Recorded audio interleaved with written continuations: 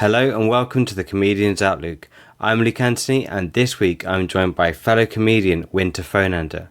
He's been going for about 7 years, has toured internationally, and is just an absolute joy to speak to.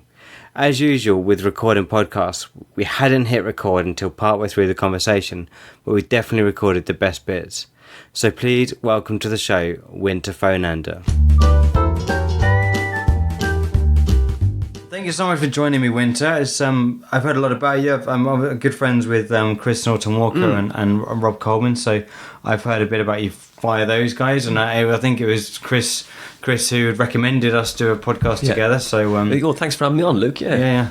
And so I had a little look into your history, and originally you started with acting, and then you studied production at university. I started with a little bit of acting, and but I didn't. I was like only for like really small stuff, like some extra stuff, like that. And then I did some sort of media production in college is what I did. But I got really lucky when I was doing a course because I messed up in school big time. I think most comedians are like, that's the classic. It's like, okay, I was just bored. I just had no concentration. I think I had like a little bit of ADHD because I just had my mom, right? I'll tell you this, that she didn't let me have any sugar when I was a kid. And so, which is a real bad idea for when you do have a little bit of sugar, it just sends you off the deep end. So that was my gateway drug, really. And so when I did have that, even food, like even a little bit of sugar, I'm like, go off on one big time. But basically, so I knew I had a lot of energy. I knew I had a lot of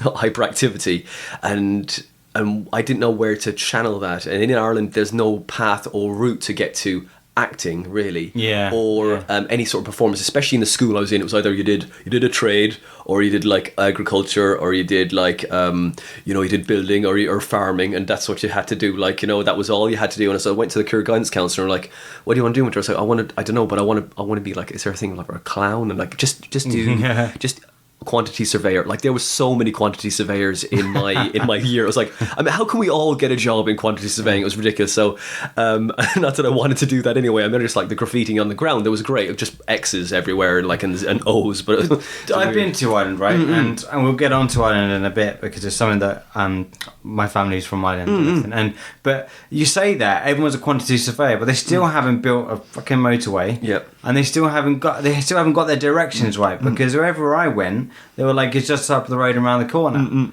Everything is up, and I thought this was a stereotype, and I thought this was a little bit racist until I went there, and it would be a 5-mile walk, and there would be hundreds of corners, and it wouldn't just be up the road; it would be 10 miles down the road, and I'd have to ask hundreds of other people that keep saying the same thing as you go. But I think they're all on 0-hour contracts now, isn't it? They're all sort of like apprentices, aren't they? They just go, so they don't really know. They're just asking the next guy who's been the apprentice longer than them. If that's what it is. So everyone's a quantity surveyor in Ireland. But none of them are any good at it. or like a farmer, but like we didn't. I don't know, farm when I was a kid. I had like a small kind of small holding, like we had goats, we had chickens, we'd like geese and stuff. Fox got nearly every one of them apart from the goats that we ate. But like and so but yeah, that's so growing up there. It was really cool. But it's like there's no route, So when I went into when I started going to try and like get some acting work, I get some extra work, which was further down the line a little bit, but I did my media production because I messed up in school. There was a guy that was doing a promotion video in my secondary school, St. Foenander de la Salle, Skibbereen. Skibbereen has been mentioned. The only place it's been mentioned in Skibbereen is in Alan Partridge, if you've ever seen it. When the two boys, is it Graham Lennon comes over from RT, he goes, and Alan Partridge goes, whereabouts are you from? And he goes, I'm from Cork, Alan. And Alan says, whereabouts in Cork? And he says, and Graham Lennon says, look, you'd never have heard of it in this place in Cork. Look, and Alan goes, try me. And he goes, Skibbereen. And Alan goes, never heard of it. And then, so that's the best known unknown place in Ireland, So I did, so I was in Skibbereen, and this stringer cameraman who works in war zones was doing a promotion video for the St. Foenander de la Salle, Skibbereen. And so I did some work experience with him, and I got like a year and a half work experience with him after that too. And he was a really nice guy. Stephen Bean, really helped me out big time. He got me into media production. I was like, oh man, I'm behind the camera. This is fun. It's creative. I'm visual, very visual. So I was like, okay, great. Let's see what we can do here. And also, it was the only lifeline I had because I was not studying anything in school. I was like all over the place, and so he did this promotion video and helped me out with that. And then I from that I did my leaving certificate, which is basically like your A levels over here, I think. And so I did your leaving school exams. So I did that, and I got some okay. I managed to pull it out of the fire at the end, you know, and then did a multimedia course that he was running up in a place called Butterfant, which is like North Cork, right? Which is like way north, like 70 miles from where I lived. Oh, wow. And I know it sounds like a lot, but over here I drive so much. I'm like, that is nothing now, you know. I'd probably go home after the class if I was living there now. But like, so I did that, and it was a tiny little one-horse town. And I was hitching out from a place called Mallow, was where I was living, which was like it's a real, like a sort of like a race, like a bit of a pikey town. Mallow is, right? Because there's the Mallow race course there, right? And so I was hitching out to this course, and I got a lift with this guy, and I can talk, so I was talking to this guy. I was like, you know, chatting away, because you're trying to keep the conversation going in the car, because you don't want to be a boring passenger. You're like, this guy's giving you a lift, you know, you want to keep it. That's what they want, you know, a bit of a story. This guy was fucking all right. So we got chatting to this guy, and his name was John. I forget his last name, and he turns out. Because I used to build stone walls in my like, you know, dry stone, wet stone ditches, all this kind of stuff, you know, like gables of houses. That was my first job. When I first started that, I was 13 years old, right? And such an Irish job to do. Well, there was not much else to do, you know, that paid well. So I was terrible at it because I could barely lift a bucket of cement, so I covered myself in cement every day. I was just there for comedy value, really. As long as I didn't break anything, I was all right. I was still getting paid, you know. So I get covered in cement. So I managed to learn a bit while I was there, and on the weekends and like summer holidays and everything, and so basically when I was getting this lift to this multimedia course I was doing in film, I was chatting to this guy, telling him I built stone walls. He said, "Oh, I need a wall building." I was like, "Great." So I did it in my midterm break in this multimedia course, and turns out this guy John, he looked after. He spotted and found Jonathan Rhys-Meyers, the actor. Yeah. And I was like, oh wow. And I was like, because I'm from West Cork, I'd never met anyone famous. Like, so I met him, and I was only like, I was 18. I was 18, just turned 18. So I was really green, like, and I went to his house, and he was there, and I was just starstruck. I was like, what can I say to this guy? What could I possibly connect with this guy that's going to make any dents or any sort of form in me overthinking it big time? Whereas it should just be like, how's it going, man? Yeah, what are you up to? Okay, cool, that's nice, you know. And he could just, so I made it so awkward, like, you know. It was just it was the most awkward. I was just, he could just see, and with me, I'm quite I'm an open book in the fact that, like, my face will tell you exactly what I'm thinking, you know, and which is good and bad. For stand up when I first started, was like, oh my god, look at this guy's face. He's just like, you know, are you happy? You don't look happy, you know. You're supposed to give your happiest face, you know. And as you shed your skins, that gradually gets changed. But yeah, when I was there, and so he was sitting, Jonathan Rhys-Meyers was sitting there, and I was like, I don't know how I managed to sum up the courage to ask him to do an interview for me. And he said, yeah, no problem. So he did the interview for me, and I was like, I had no self-awareness whatsoever. So I was asking him questions like that were like, so you were featured in the FHM Top 100 Men for 1999. How does that make you feel? What an asshole! Like, what an asshole of a question, like, you know. So I did that, and I got my degree because like all the things I did, like so I created a portfolio from that. And like, yeah, it was just I watched the only time I was invited around to kind of just chill with Jonathan Rhys-Meyers, we sat there watching The Fifth Element, you know. I'd never seen it before. I think he got like a preview, a copy, so we sat there very awkwardly, because I was like, I was not relaxed in any way, like. And so after I'd finished the building the stone wall, and in Ireland, like, you know, you can this was like 2000 this was, you could drive around Ireland with no license whatsoever. There was no one ever going to stop you, you know.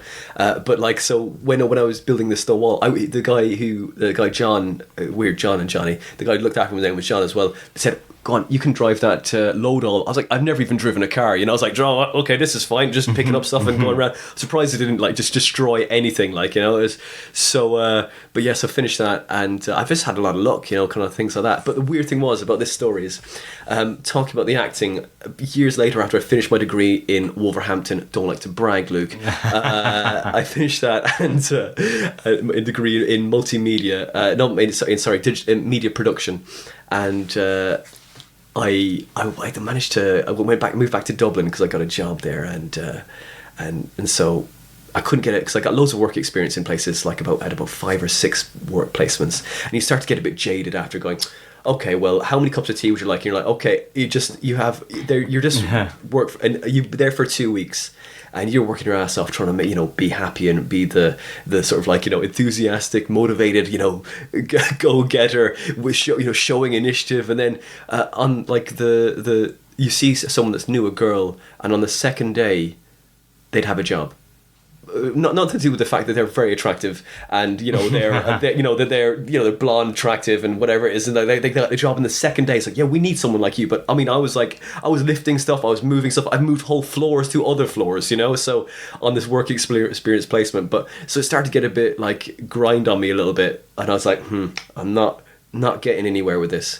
So with media production. So anyway, I worked on the cruise ships for a little bit as a fitness instructor, and I had a lot of fun there. It was really good, and just really experienced the life there. But before I went, on the 12th of July 2004, I did my first gig, my first comedy set, right? Yeah. And it was I did a course because I was like, I know I could, because I moved to the UK. I kind of saw there was more routes to get to places, and like, you know, places you could act, you could get training there, because there was nowhere to go in Ireland really, like apart from like the big courses, which I just couldn't afford. Yeah. So it was when I was in Wolverhampton, I did a little bit of acting for my media production course.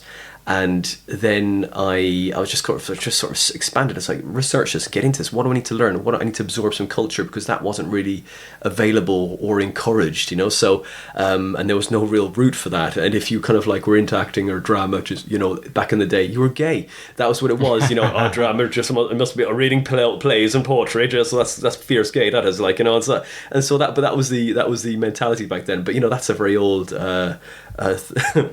pattern. But like, so. When anyway, so after the doing the work experience, I went on cruise ships, and then I came back to Ireland, and then I was like, right, I'll try again, send off all the CVs, and then got a job in Setanta Sports. And while I was trying to get that job, when I moved to Dublin, when I didn't have a job, I moved to Dublin, I was doing some extra work for the Tudors. Okay. And I was on season 2. You can see me at the opening credits, dressed as one of the page boys, right next to Jonathan Rhys-Meyers. Now, the thing is, I told you I first met Jonathan Rhys-Meyers in 2000, and this is maybe about 5 or 6 years later. Is it 6? Yeah, it must be 6 years later. Yeah. And no, maybe it was 8 years later. And so I was there, and he was. I was in the page boy, and then I was like, Jonathan Rhys-Meyers coming onto the set, and I was like, oh, he's gonna. Yes, I was like, oh, I won't say anything. I'm just gonna see if he recognizes me. Did he recognize me? Did he know? I mean, imagine how many people he meets. Like, but you know, I'm just one. But I'm the guy with Winter. People are calling me by my name. There's only one Winter I can imagine on set. Yeah. But I mean, he must have. Again, I made it really awkward because I was like, you know, I'm not gonna say hello to him first. Why didn't I say hello to him? It was stupid because we're both working. I guess I want to be professional, but also I wanted him to recognize me. But it didn't happen, Luke. Basically, that was the story. I was like, oh, never mind. You know, I thought we were friends. We watched remember the time we watched The Fifth Element together? Yeah. We shared popcorn together. Yeah, that's it. We shared an awkward moment together like 8 years ago, you know, that's it. But we did the old-fashioned version of Netflix and chill. You know, we actually watched the film. Yeah. That's it. But yeah, so And then I think that's yeah. So and then what I do after that then.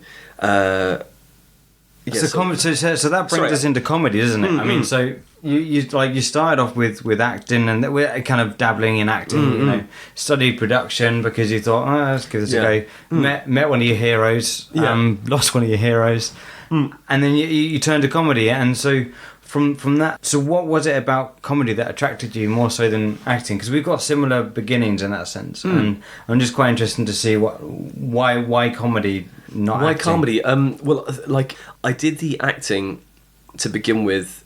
I took an interest in acting, but I was also very interested in presenting. It's what I wanted to do because I was still involved in TV. I was like, okay, TV. Do I want to be behind the camera? I want to be a cameraman.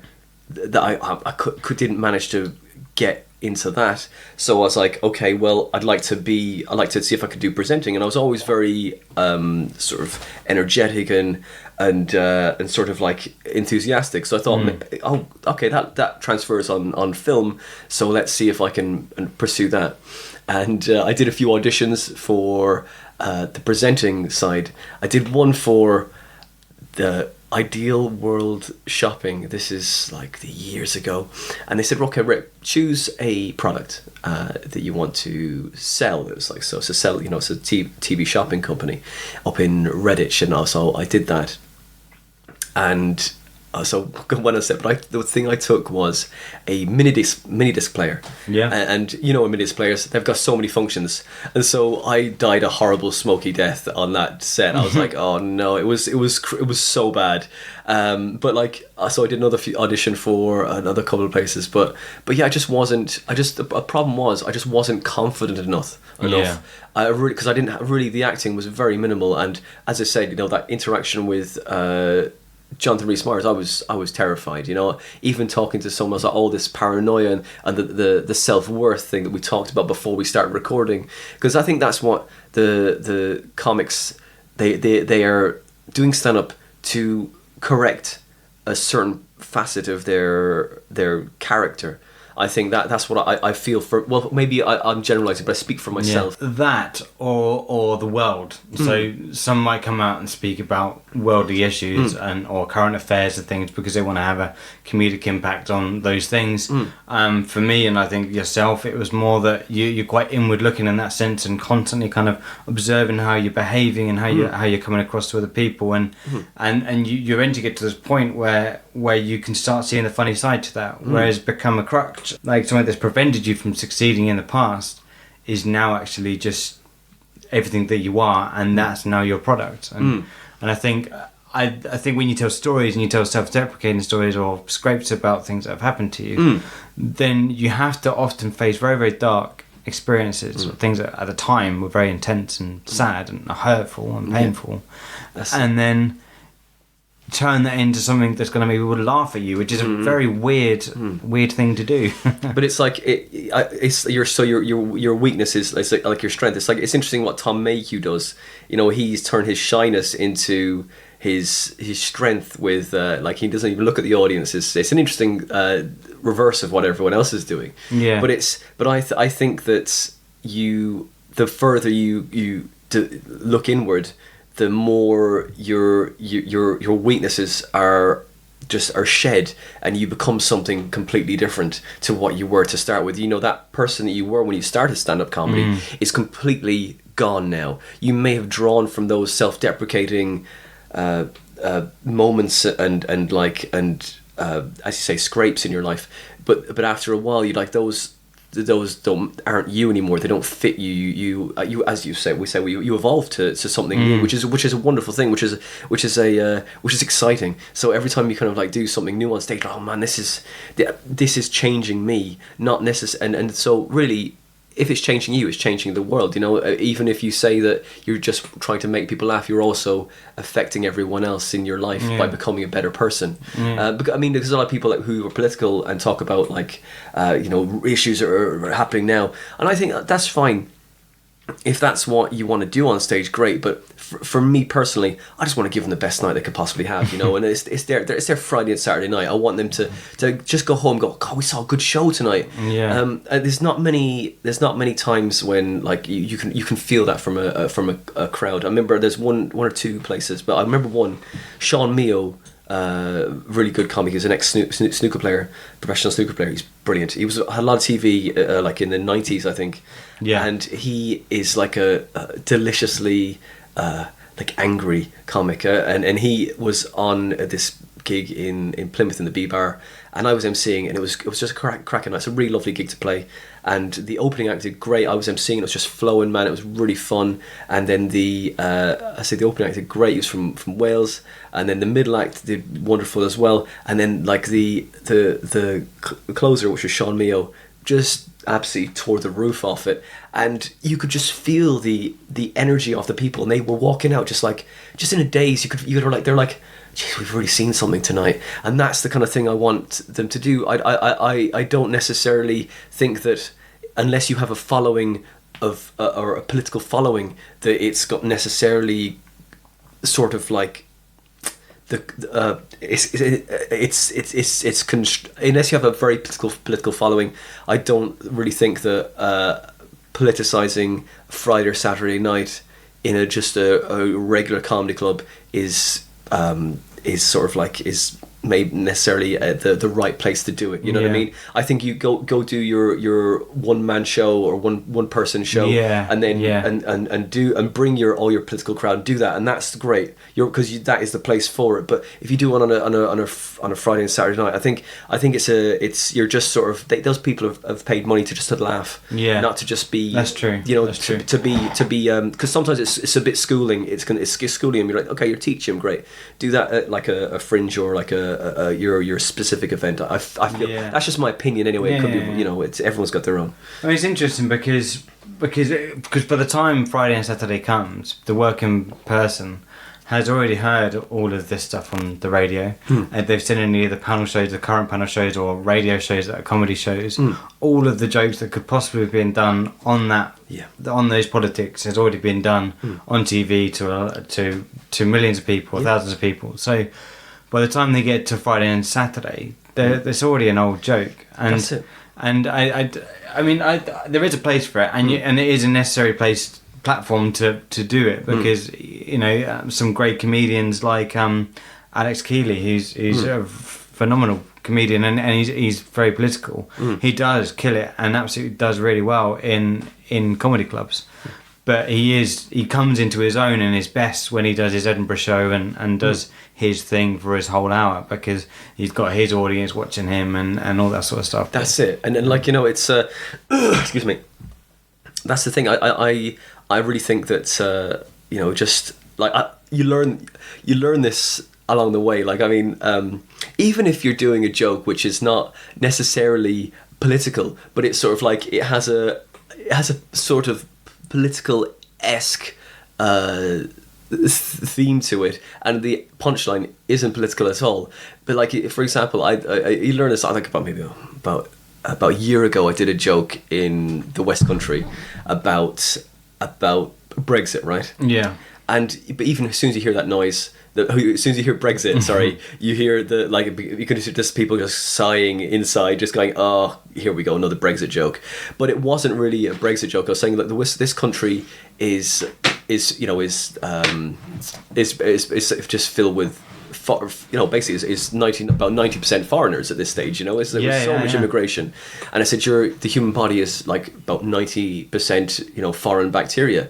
So I said, if you voted Leave, technically you just cut off your face to spite your nose. No, but it wasn't really, you know. But it was in Brexiteer country in the West Country. I was like, oh no. And so the next 19 minutes, I had to dig my way out of a hole which I'd made for myself. But you know, that's what it is. You got to learn these things, isn't it? It's like you know, and I know, because I'm not from here, I have to be very careful as well to not. To not tell people, you know, that they're wrong in their political views, because I'm not from this country. You know, it's like, oh, you're voting wrong, you know. So it's like, okay, I just want to be funny, you know. That's it. But you gotta, you know, like everyone. But you know, that's it. They'll accept.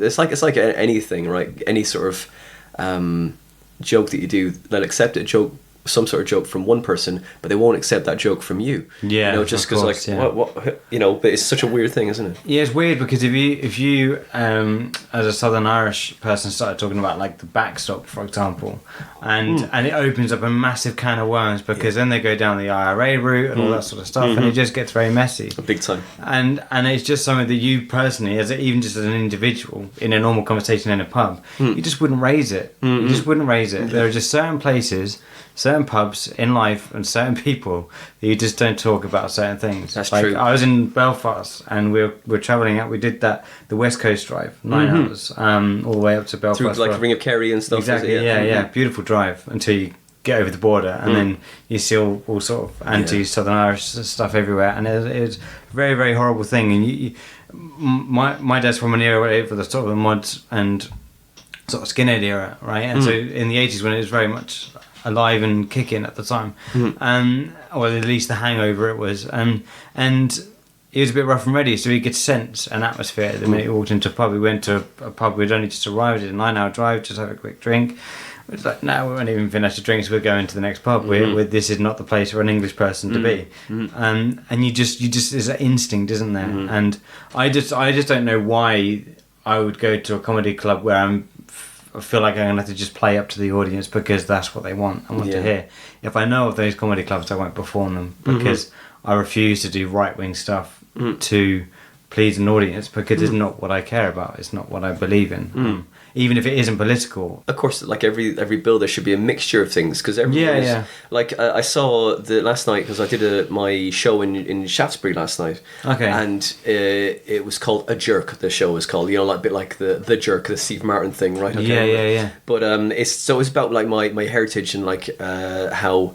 Because I had a stepdad from a very young age, and my real father is Sri Lankan. Never know by looking at me because I got blue eyes and I'm white. But it's like slight giveaway. Yeah, so it's and like the Irish accent. I know this is it, right? So I was like, and so so I had to like went to basically. I did my show last night.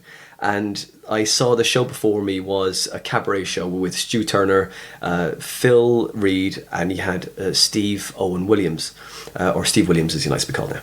And so they had a mixture of stuff. They basically had Steve Owen who's Steve Owen Williams who's doing like impressions, mimic. He's a mimic, and you had Stu Turner magic, and you also had. Phil Reed, who was a ventriloquist as well, and like doing a bit of crowd work and stand up, and that was great. It was a nice mixed build, but I think you need to have the balance of both sections, like okay, right wing, okay, and then left wing, and then someone who's just centre, if that's what you're going to have. Balances it out. Yeah, because otherwise I think the problem is like that we're saying that when we're talking about like saying how you shouldn't talk about some things in some places, I think you should, but you should judge the crowd, of course, judge the room, but we shouldn't not talk about these things because you know what, right? Because I think that if you don't talk about it, it just sends that stuff underground, and then people get more angry. That's especially in this country. What we talked about before we even started recording. I think that when you start talking about your heritage or race or something like that, I think that there's a tendency for Caucasian or people that are really pro British views or to go, oh, we don't know that, we don't want to hear about it because we feel like that because we don't know about it, you're saying that we're ignorant, but that's not true. But sometimes you just want to tell people about it, but sometimes it's just there's a closeness, I think, sometimes for British people. But I think that we just all need to open up a little bit and kind of go, hey, look, embrace or listen to other people's cultures, because it makes life a lot more interesting and diverse. It's like you want to know how those people live. So when I that's why it's great to have anyone from the LGBTQ plus community on a bill, or like of course women on a bill, of course. Just want different perspectives, isn't it? Otherwise otherwise just like, oh yeah, so my wife, and and then so that sort of thing. But so that's what I think. I think that everyone needs to have a voice of from where they live. You know what I mean? I think that's very, very important. So I think that I guess that we should just basically continue to try and try and push that envelope of mixing the bills up a bit. I mean, I've spoken about this to female comedians. I've spoken to people who are sort of homosexual. I've spoken to many different comedians from different places. I've spoken to people of Asian descent and people who have been impressed in the past, have experienced racism or homophobia or sexism and all those things. And no one really wants a positive discrimination sort of system in comedy. We don't want that. It's good that it's happening because it needs to happen to offset the balance and to bring it back to sort of a kind of level peggings. However, surely the most positive place we can be as a society, or even as a just as a community and as a world, really, is that these things don't even get thought about. When I book acts to my comedy night in Cambridge, I don't look to see if they're a male or a female, or whether they're gay or a lesbian or from any. I don't look whether I don't care about those things. Like, it doesn't really bother me if you're a comedian and you've got a message and you're funny. Come on the bill. I don't care where you're from. I don't care what you're doing. If you come in and offend a whole room and then complain that no one laughed at what you said or everyone groaned, then that's your fault for talking about really dark, deep stuff. But that's the risk. That's the fire you play with comedy. You if you want to take risks, you take risks. But when you fall flat, it's your fault. It's one of those things. You've got to take responsibility for that. But surely we want to get to a point where we just don't even think about these things. It's not even considered. Like I honestly, like, exactly the same as you. I like the gig that I run in Hemel Hempstead. It's just like a comedy on the canal in the Fishery Wharf Cafe is where it is, right? If you want to contact me, it's comedyeffect@gmail.com. If you want a gig, I book anyone that's funny. People that are working hard and trying to get to being funny. They get a middle spot. It's like that's what it is. It's like but there's a long list just in case I don't get back to you. But like it's a really exciting Excel document I put you on. So don't worry. I mean it's very glamorous. But so basically I'm exactly with you. It's like I think that right, look, if they're funny, they get on the bill, and if they're really trying and working hard, and they can see that there's real potential, great, go for it. Well, I mean, that's it. You need places to play in front of an audience to get better, because we all basically sort of power up, don't we, when there's an audience there? Yeah, that's true. Our muscle memory just gets much better, and it's so basically I think that we need different people on the bill. We need different people, different views, different voices. But I just think that I'm getting lost with this question, this sort of the thing. But it's I think the problem is the basically what I'm trying to say is that there's a lot of people now going out, and this I don't know if this is gonna hobble myself now with what I'm gonna say, but I see a lot of people on Facebook, and I really try not to pay attention to anything that happens there, because I just find it really destructive and toxic, and a lot of people really use Facebook as a crutch sometimes for real interactions, and the you think that they're doing something great, but there's certain things I've seen recently, and I think that the more you do comedy, I think the more possibility there is to having a mental illness of some kind, because it takes up all of your time, your joy, and you're trying to hold on to the positivity and the knockbacks and the rejections and the good gigs and the bad gigs, and so you're just trying to stay on track with all the highs and lows of your serotonin levels, and so it's a real tough one to get through. So I think that, and I really think that when you're not having, maybe if you haven't had much success, or you haven't had any places certain places don't book you, I think that people start to turn inward, and I was talking about the gremlin earlier on. It can really eat away at your soul, and you go, okay, what is it? Is it because I'm this? Is it because I'm that? You might not be part of that division, if you like, but you start to go, oh, it's because I'm not getting booked because I'm this. So I think that so people sometimes put it down to they're not getting booked because they're this, or because they feel inside, oh, it's because I'm maybe part of some subculture or something like that, and then they highlight that on Facebook, and then they kind of go, oh well, I'm being maybe a little bit cynical, but I feel that some people are riding that wave of Are you saying that they're potentially blaming it on the wrong things? yeah, I think that like blaming the not getting booked or on some things, but also sort of cynically surfing that wave of being alternative these days to get booked more places, right? Yes. What we're talking about is like there's certain divisions of comedy clubs now. You have to be a certain a certain you have to have a certain diet to do some gigs, right? Diet? Yeah, you have to like. There's a vegan gigs out there now, right? You have to like. No way. You can't. You don't know this. You know there's a vegan. There's a I'm vegan. sure there is. circuit. I'm sure I've seen him. Mate. I just didn't think that. Oh God. Oh look! There's a vegan circuit now, right? And if you're not a vegan, you can't play it.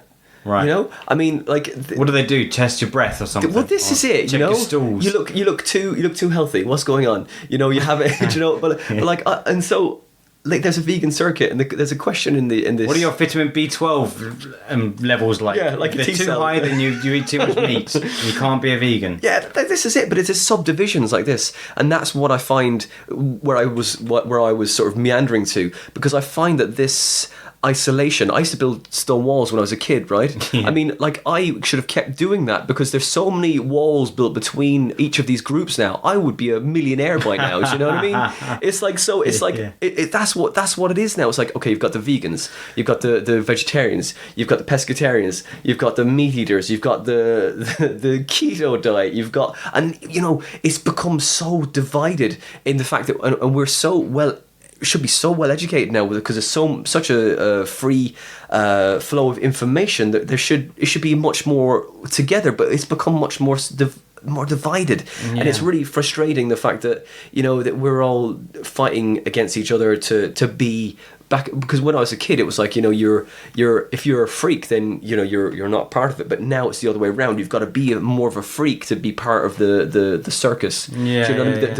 The whole, which is, the circus is the status quo. And if you're a normal person, like, a normal is you know what I mean? Like, if you're just an average Joe, then you are hated. You know what I mean? You have to. I guess we all trying to be different, but Yeah. back in the day, different was not good. Now, different is Fashionable. Yes, thank you. That's what it is.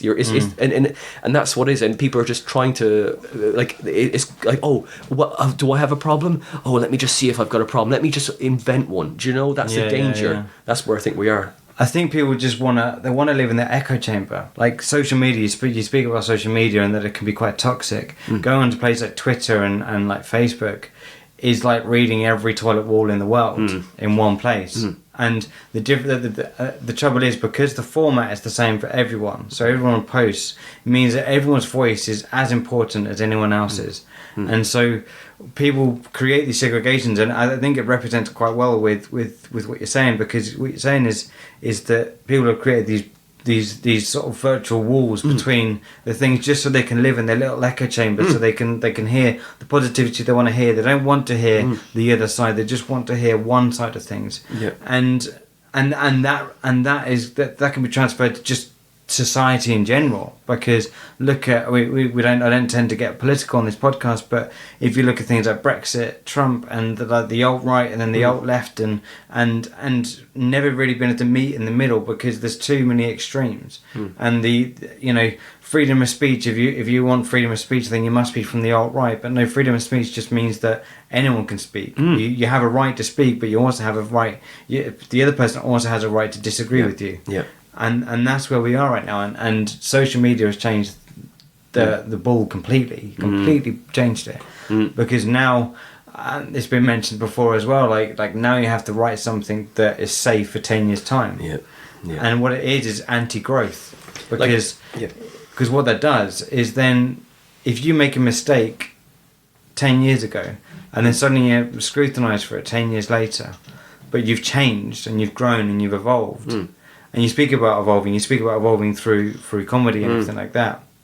But that doesn't give you the opportunity to grow, and it means that you suddenly have no opportunity to grow. You might as well just carry on as you were 10 years ago, because an apology isn't good enough anymore. And it's sad, but we've got comedy, and that's what we're here to talk about. Yeah, so but like one other thing, and the last thing I'll point this, but like I was at a gig, this is in January or February, and there was a person on the bill. They were at 24. Yeah. And I'm in my 30s. And she was like, they were. They were. I just call everyone it now. So this person was in their 20s, and I'm in my 30s. And I said that we're talking about comedy or something to do with something, and they were saying that they were saying that they were so clued up about, you know, issues and what's happening now, and we're in a new era, and everything is above board, and like people know about what's going on with other places and all this sort of thing, and this is the new generation and everything. And I said, don't you think that the last generation, every generation thinks that? Yeah. Every generation thinks that they are the one that has got it nailed down. We are the new and improved. We know everything. Every 10 years. Yeah, that's it. We're basically the next gen. No one's ever going to be more erudite or clued up to fix the world's problems. And in 10 years time, your thoughts will be outdated and as racist as the previous 10 years. Well, maybe it's not on a shorter time span, but it's about maybe 30 years, something like that. So I think that, and that this person said, I think we're better than that now. And I was like, oh, that's just my point. You don't see it because you're in it. And so I was a little bit older than this person by maybe about 10 years. They were like, no, you just don't understand. We are better than you. That's what it was like. So we're talking about comedy. So where we're this is all it's all connected though. It's all connected, it all forms the what people laugh at and what people find acceptable as a joke, because otherwise people get offended, and it's all connected to the art. And historically, like, comedy's always been the go-to place to get over such situations. It's important comedy does start the conversation. If you tell a joke on stage, or you tell a story about something that is connected to something that somebody might read into, no different to when you watch a sitcom, no different to when you watch a drama or anything, or even a news program, or listen to a radio show or a podcast, something is said, you take that away, you translate that into what you understand, and then you speak to someone else about that, and then that seed is planted and then branches off and all that sort of stuff. If in that room you only ever laugh at that joke once because you've seen it once in that comedy club, you laugh at it raucously, you fall over, you find it really funny, but what you're left with is that guy was really, really funny, but this is really an interesting point, and then you speak to someone else about it, and then they speak about it, and slowly things change. I think what we've realised in the last couple of years is that there's been like this massively racist group of people that have been sort of buried, and suddenly we've unearthed this, and it's shocked us. It shocked the left because we didn't realise it was there, and it was always there, and it's been there for this long time. And they've been oppressed, they've been silenced, and now suddenly they have a voice because of the way society's gone. So if you're going to be, very, very right in what you talk about, do a parody of it.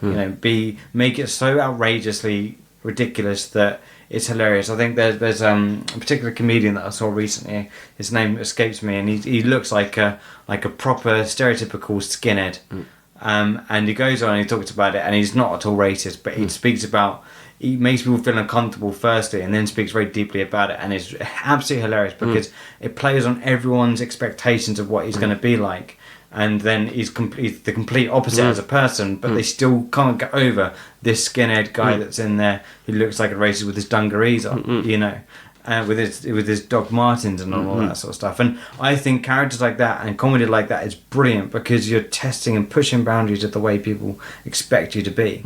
And that's how we're going to change the future. And comedy and creativity is the way we do that, because it allows us to speak about the deep things without being offended by them. I know people get offended now by these very silly things, and I don't really want to get onto it with the Joe Brand thing and all that sort of stuff. I think her saying and making a joke of why stop a milkshake, let's go down battery acid route. The trouble is with that, she's making a joke about it. There are people out there pouring battery acid over people's heads.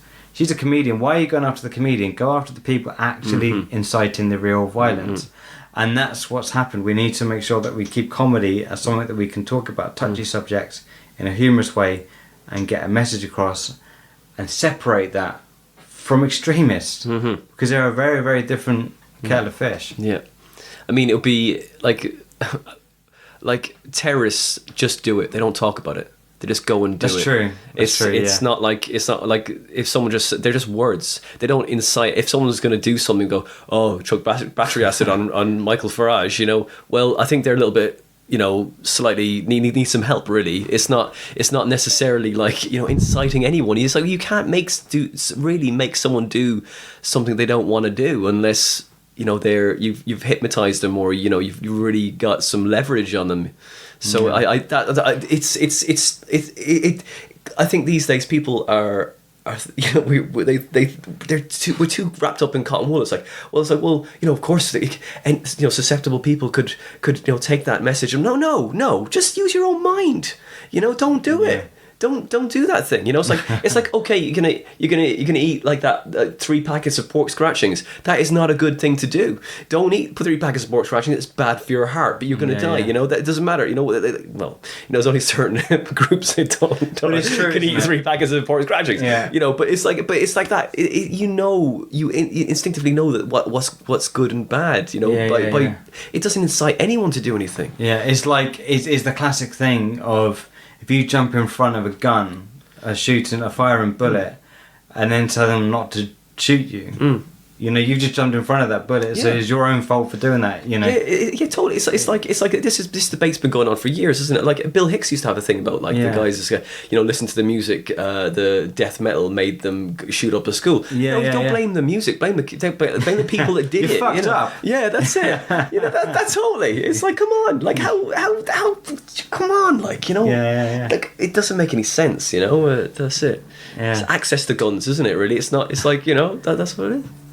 Anyway, it was fun. I really enjoyed that bit. yeah. I'm keeping all of that in. That was at least 30 minutes of it. Great.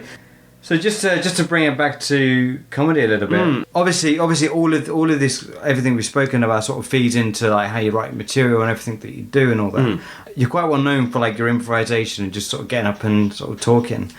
But your comedy has been a mix of stories and one-liners and observations.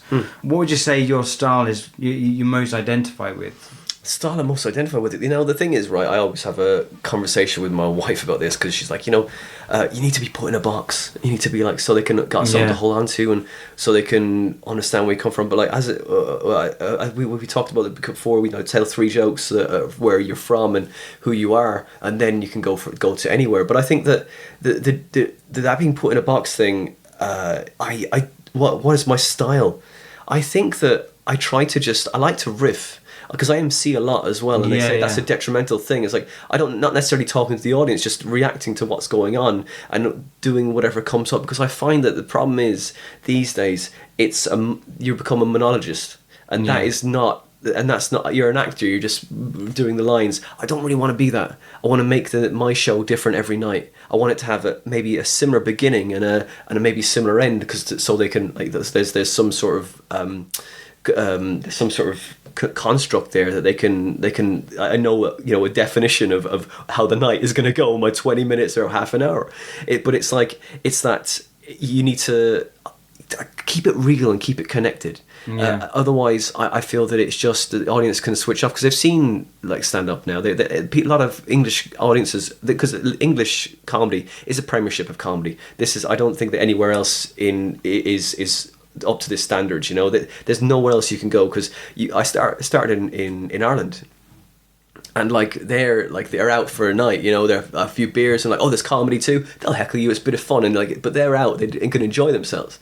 It's like, but in England it's hard, because they've seen so much comedy, it's all on TV, it's all on YouTube, so you've got to really give them something special every night and make something happen, make a moment that they can hold on to and go, oh man, this bit as well, and they did this or they did that. So you need to make it fresh, otherwise it becomes dead for you. And I really, in answer to your question, is I don't think that there is for me there's a specific style. It's just maybe just I'm trying to be in the moment. Maybe that is your style. Because it is the same. Because if you bring that, like, sort of the standard definition of like stand-up, whereas like you're meant to, the whole idea is that you're meant to be kind of like in a pub with your friends, or in a living room with your friends, and you're having a chat. You know, I know some one-liner comedians are very much one-liners and puns and all that sort of stuff. That's a different, an amazing skill and something that I wish I was better at. But it's not something that I go down, mainly because it's not my sort of comedy. But I do think the construction of jokes is incredible, and whoever does it is awesome. But I do love that kind of interaction with an audience. And when you're out with your mates, those moments that something happens and it's really, really funny and everyone laughs are the things that everyone's going to talk about in 5-10 years time. So what you're speaking about is like you speak about a moment, and if that is because you've had a bit of audience participation, or someone said something heckled and it's been really funny and it's got a kind of real energy in the room, then they're going to go home and talk about that. They're not going to talk about the guy talking about Tinder or swiping right, swiping left or any of that, or talking about Trump. They're going to go home talking about that moment that someone said that really funny thing in the comedy club, and that's the thing that you're going to get. Yeah. I mean, and you're trying to create stories for them. So and all, you know, so they you again are like something you just remember you by, because that's what they'll hook into. An emotion is what you're trying to invent in that short period of time. But it's but it's because I find that if you have a set and it works, it can really come dead behind the ice, and that's what. But I think you do need everything. You do need all that construct of one-liner. It starts with one-liners, of course, and then goes to vignettes, and then like longer stories with callbacks and stuff like that. But I think that you need every sort of facet of comedy to in your arsenal to go, okay, what these guys are totally hammered. What are we going to do? Okay, interactions, no, maybe one-liners, okay, or stories are not going to listen to my stories. I need to have some sort of thing in my bag to they can connect with or enjoy, you know. So I think that sticking to one style it can be, you know, it's like, oh well, you know, it doesn't matter if you need to have one style so people remember you, so they can book you again, so they booked you for that. But you know, like as you go, you will have all of that anyway. So years go on, you will have one-liner set, a story set, you'll have a really dirty set, you'll have a mixture. It's like, oh well, you know, people say you shouldn't have that. No, you should have everything at your disposal.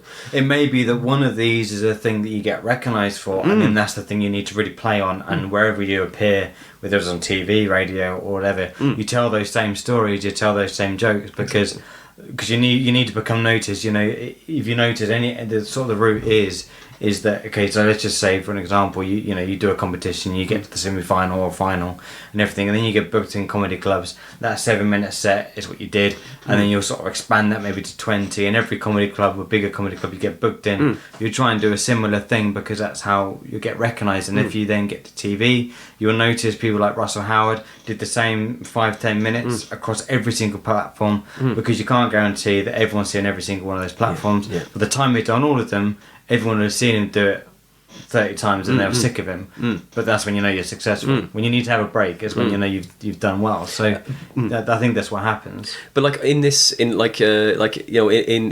UK, like I mean, when you're not on TV, you're just gigging around the country. You need to, and you're unknown. You need to kind of like have everything, like you need to make sure that audience is going to have the best night, because they don't know you, and you need to prove yourself every single night. So you need to like, okay, what do they want, like, and what they need this. Okay, need a bit of that. They need a little bit of chat, need a little bit of one-liners, and they need a little bit of stories and then you can like, and then you grease the wheels a little bit, and you're just like you're laying track as you go, a bit like Calamity Coyote as he's going, like that, you know. It's like so that's the thing. You need to you can't just go, I'm doing this one set I'm going to make this set the best set it's going to be. Maybe a political place, great. Hopefully you get seen that like that very early. But if you go to a place for just doing the political stuff or just doing one note, it can be very hard for you for very many years. You know, unless you're absolutely incredible. You know. Yeah, and the thing is that promoters, all they care about is that their audience have a great night and that their audience come back. And if there's a bucket, they put money in the bucket, or they paid, or they come back and write good things about it, and they bring their friends. Yeah. And so, if you deliver a set that's killed it somewhere else, but it's not really right for the room. I saw a comedian who headlines around the country, and he came to my comedy club and only came very late to the comedy club. Hadn't read the room at all, and then did a load of jokes that had already been covered throughout the night via MCing and everything.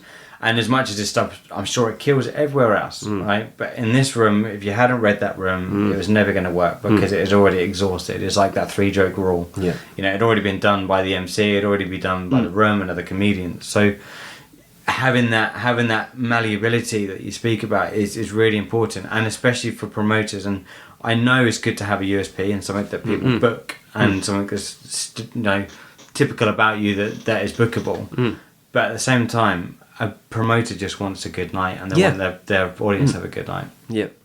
But if you're just starting comedy, get your 5 minutes, get that dynamite, repeat it as much as you can. Hold on to that, hold on to that first 5 minutes and hone that, because even just that process of honing it is really important for progression and expanding as a comedian. And also that's what I think my problem first few years was.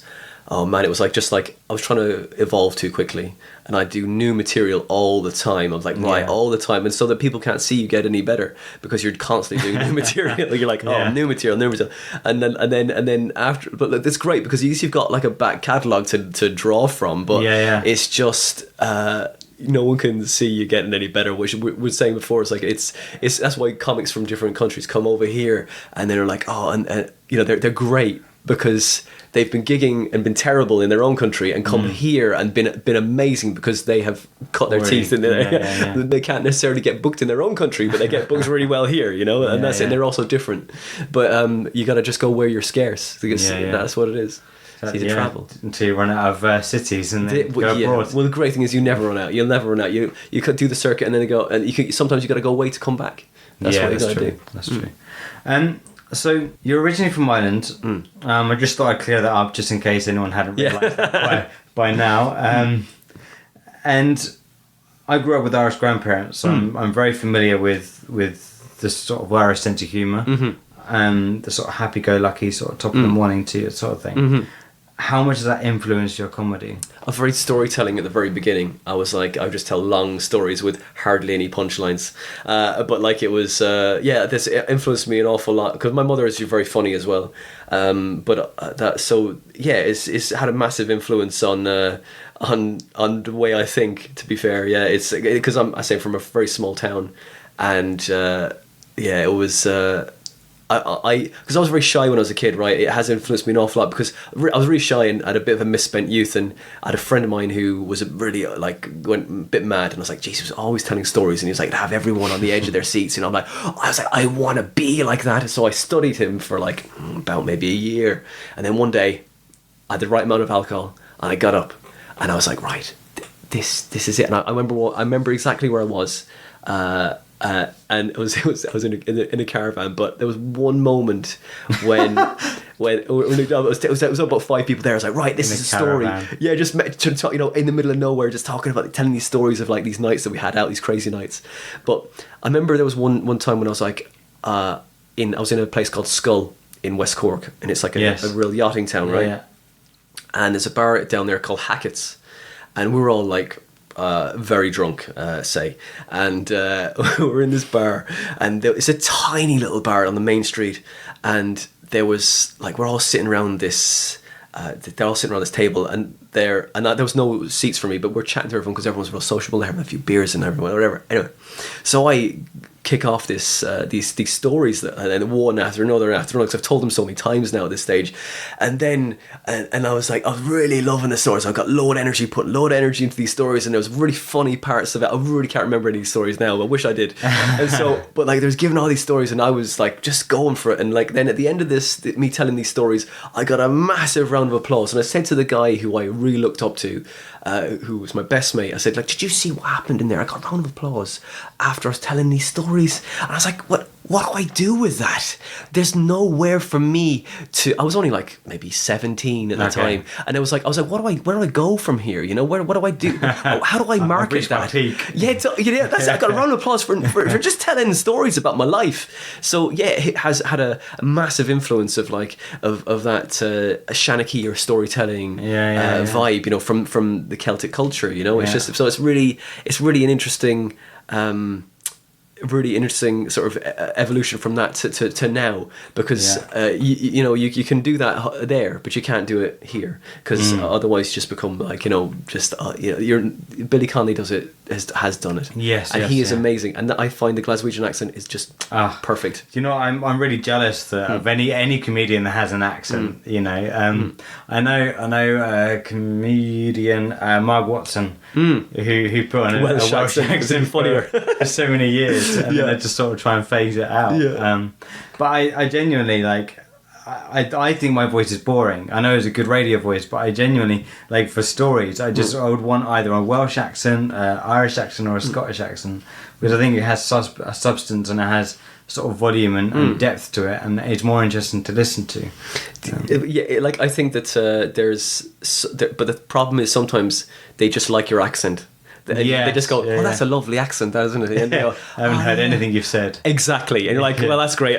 There's a punchline there. Did you not hear the punchline?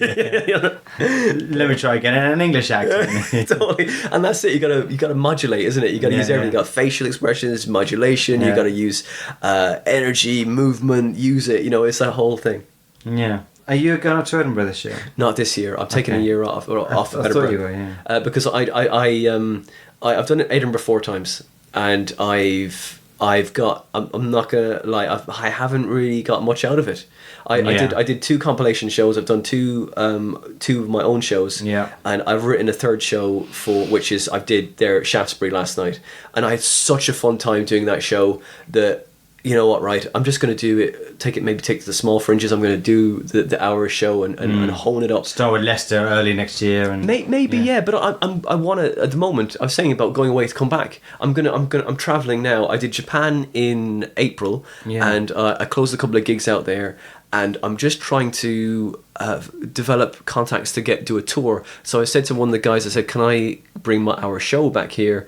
It's a joke show, and I had a really fun time there. I really liked the all international crowd as well.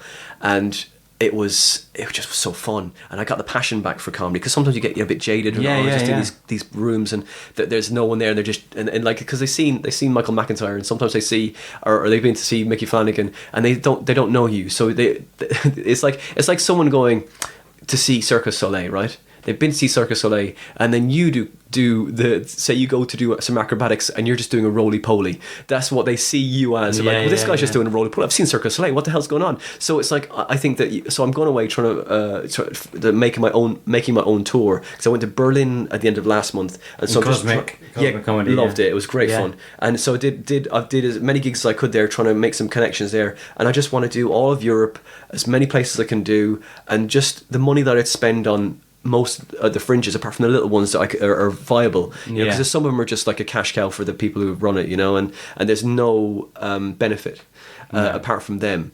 And so I find that the money that I would have spent in Edinburgh, because it's about $5,000 to take, like, in most of it goes on accommodation, and so I'm like, look, I don't have the money for a billboard or a PR that you have to pay $2,000 for, or anything like that, or get a paid room. I don't have that much money because I got kids and stuff. So I thought, look, okay, look, I'm going to pull it all in. I'm fixing the show that I did last night just to make it tighten it up, because it's really fun. And I'm writing also and I've got another idea for a show on the way up here. And I'm in the middle of reading an encyclopedia, and I'm taking as many jokes as I can out of that. And I've nearly done it. This encyclopedia was 723 pages long, and it's a massive book, man. And it's so fun to read, because I'm absorbing all this information. I'm writing so many jokes, and it's great. And so that's another show I'm doing. So I've got like 3 shows in the making. The one which needs a bit more tweaking, but I'm going to take it round to all the places to hone, and I'm going to take that on tour. But then it's nice to have like all this stuff to draw from, and that's the joy, isn't it, of creating something out of nothing that no one else has done. And you just get, the more you do it, the more kinetic your creative mind works, and it's just it's inspiring, because this is all from me. It's not from, that's what it is. That's all coming from my own head, and it's great. And I say that's what I'm doing. So I'm not doing the fringes. I'm just going to enjoy comedy, and just gonna, because I find that the fringes can really dilute your act. I feel, because it can mix things. You think, I need to make some more out of this, but like, no, it should flow, and it should be short and concise. And like clever, like a really clever idea, because simple, clever idea, you know, rather than just like really, you know, contrived and over constructed. I find that really it frustrates me. I'm like, that okay, that's funny. I can see that's funny and very I can see that's very clever, but not necessarily laugh out loud funny. I don't. That's not the kind of comedy that I love. I love a good joke. I love a really well delivered joke and a well written joke and a observation that's not been thought of that way before, but it's such an obvious one, you know. That's very rare to get now, though, isn't it? I mean, there's people like Paul Smith who do, he sort of is famously MC's Hot Water. He's probably done every single possible joke that an MC could possibly do, because he's MC'd so much. He's done so many hours of it. Yeah. He's very, very famous on YouTube now because of it. And I would just watch every single one of his videos purely just to check that I haven't done something he's already done. Yeah. But I haven't, and I won't, because I don't listen or watch enough comedy, apart from in the clubs, to know that I've copied someone else. All I know is that I've authentically got that material from my head or from an observation. You just hope that it's different. That exactly. It's like, but you these days you've got to. I think you've got to just go the opposite way. Do like, there's all these people going to Edinburgh. I mean, on my first show I did was called A Side Effect. It was just about my life and how I become who I am, and because I used to have a really lot of anger, and it's quite, believe it now, quite cliched, like, you know, you know, do you know what I mean? But it's like now, I'm just like, I'm quite content, you know. I'm really, I'm very happy. So, but it's helping my comedy. But I had to mind that area to figure out what was the made twisted the knot, if you like, in my head. So I had to do that show. But I think that I was again, what we're talking about, making something out of nothing to have an axe to grind for comedy, to find where your voice is, and I think, or to make yourself different. I think that's what I was trying to do at the beginning, trying to make a problem, or not necessarily exaggerate a problem. I guess that's what comedy's about, isn't it? But but I was trying to exaggerate it too much, and maybe to make it like a burden that I had to bear. You know, it's like, oh, this is my thing that I've got to deal with, guys. You know, this is my problem. I mean, look, I've got eczema, and that's the only that's not worth writing an hour show on. Do you know what I mean? The trouble is, what's going to happen, right? There are so many people that are marginalised now, right?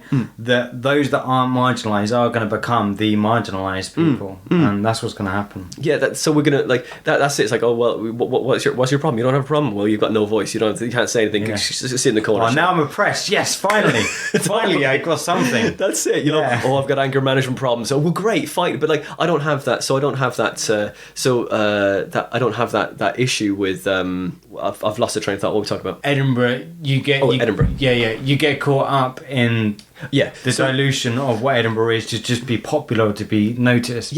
Whereas now you can just tour with a show you really love. And that's it. Can be everything you want it to be. Exactly. And you're. I mean, I talked to my wife about this as well, and it's like, you know, you can't be put in a box. You've got all these other things. So just. It doesn't matter. You can draw from anything. So, but people are like, oh, well, they're this or they're that. So what? The people that like you will like you, and the people that don't like you won't like you, and the people that can't accept you for all those things that you are. Well, fuck it. You can't convince them any more than what you are. Do you know? But I find that when you go, people going up to Edinburgh and they're going like lemmings. They're like, oh yeah, you know, going to Edinburgh. It's like, no, I'm not going to Edinburgh. Why? Well, there's 9,500 shows in Edinburgh. Unless you've got some real cash behind you, you know, I wouldn't go up there because you're just filling someone else's pocket. Do you know? It's like it's not being. I just like the logistics of it. It's just you know, think of it's more than a lottery. It's more than a lottery. It really is. There's only so many media outlets who are going to come to see your show and give you a review. And so like I got my first show. I got one person to come to my show, and I was playing the marquee in the Three Sisters, the worst place for sound bleed everywhere. And the reviewer came on the day that they got their beer delivery for the next 2 weeks, and so I was going great guns for 20 minutes. The reviewers laughing and everything, and it was like, and so as soon as the 20 minutes passed, I heard the beer barrels going gong gong like this. I was getting gonged off every 5 seconds. It was ridiculous. So, No way. but 3 stars, read like a 4. But it was really I enjoy doing it, but it's trying to get people to the show. So you might as well do the small finishes that are viable, Yeah.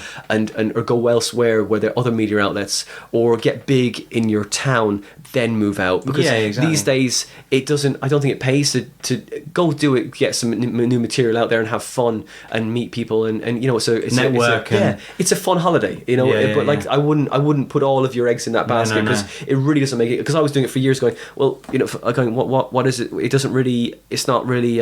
There's certain acts that they will take. There's certain acts they won't take. And at the time, I wasn't good enough at the first couple of years, you know. And I was like, well, I just went there to just get some new material out and get my legs. But it's good to go do that. But like now, it's just so many. There's so much competition, and you need money talks up there, you know. So I find it's very hard to go and to. I don't think there's any major point unless you've got loads of promotion behind you.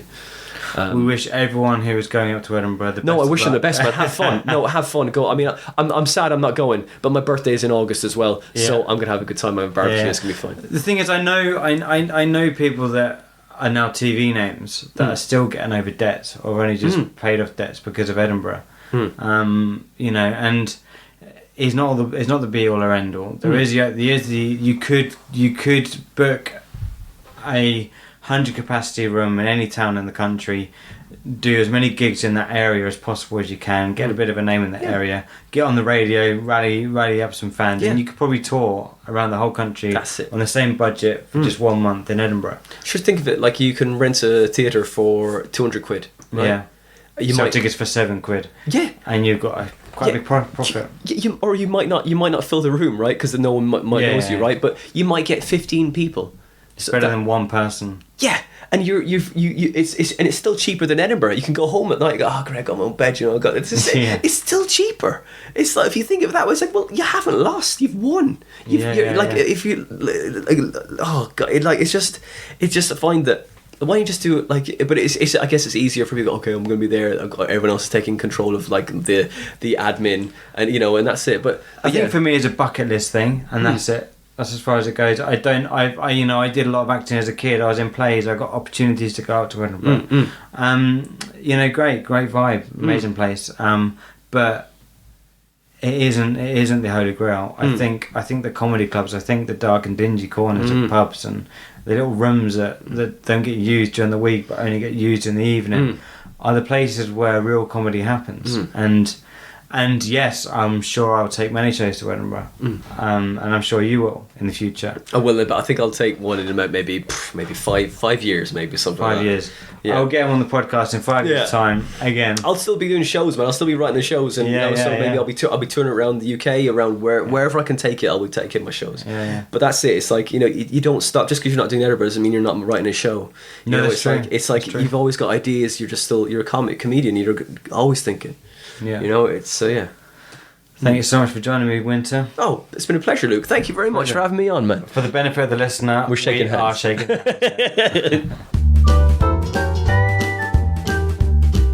So that was Winter. He's such an easy person to get along with, and we genuinely did speak for hours that day we recorded this. Run over to his website, winterfoenander.com. He's got gigs, videos, and all sorts on there for you to feast your eyes on. You should know the spelling of his name by now. The name of the episode was inspired by his name. In fact, it is his name, so you should know the spelling of it, but go check him out all over social medias. The links, all his gigs, social handles are all in the show notes. We also recorded an episode to his podcast, The Comedy Defect, which you should definitely listen to.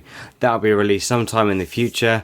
I speak all about the sitcom I'm writing called Hello There, and in the process of telling him a distressing experience I had in my past.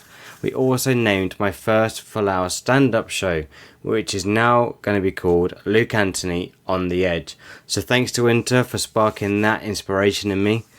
And as per usual, please subscribe, rate, and review the podcast wherever you listen to it. Do you know what? That's even more important than donating to the podcast. So please, please, please do that. It really does help. 5 stars minimum, please. I'm going to be away for a couple of weeks now, but they've got some amazing guests coming up soon and some really cool conversations, some good friends coming up too. So do stay tuned for that. But don't forget to buy your tickets now to the live recording, which is going to be on Monday the 30th of September. There's going to be some awesome comedy from me, Mel Byron, and my special guest is going to be Rich Wilson, who's going to be doing 30 minutes of stand-up comedy, and then we're going to have an exclusive conversation to a live audience. It's going to be amazing. It's really going to be amazing. All the information is on the website and also in the show notes. There's links and all that sort of stuff where you can buy tickets. They're only £7. That's all I've got to say. So speak to you in a few weeks. Have fun. Much love.